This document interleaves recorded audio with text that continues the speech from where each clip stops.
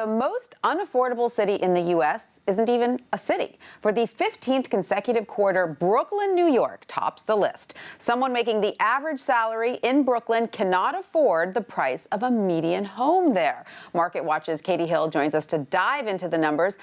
Hi, Catey. This is so interesting. We're not even talking about Manhattan, which, of course, has the reputation. Right. It's San Francisco and Manhattan that everybody hears, and those real estate prices are sky high. But this is what, the median wage earner in the area, could they afford to live there? And in Brooklyn, absolutely not. They'd have to spend their whole salary and then some just to afford the median home. Right. 127% of their salary would have to go to their house. It ain't happening. But so why is that so skewed? I mean, we have to break it down a little bit. That's because a lot of the high earners in Brooklyn actually work in Manhattan. Right. And so it's the wages in Brooklyn is how they're measuring this. So this is why you see a lot of cities where there's commuters coming from, somewhere else. It's also why you see a lot of vacation cities, because they're not measuring, people fly into, say, Park City, which is on this list, right? Yes. But they're not measuring their incomes from, the fabulous place they're living in. They're looking at the people who live in Park City and they can't afford it. All of that being said, though, the real estate is still through the roof. I mean, going through the roof. It's doubled in some places. You look at the Trulia data over 15 years in the Brooklyn real estate market. I mean, people have seen property values double and then some. Meanwhile, the wages there, not so great. We're seeing in the past year, I think they went up about 2% in Brooklyn.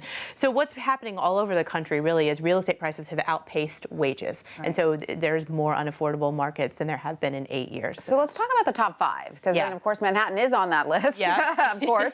Number 5. California, Park City, Utah. That's not surprising. Again, like you said, those vacation sort of, areas.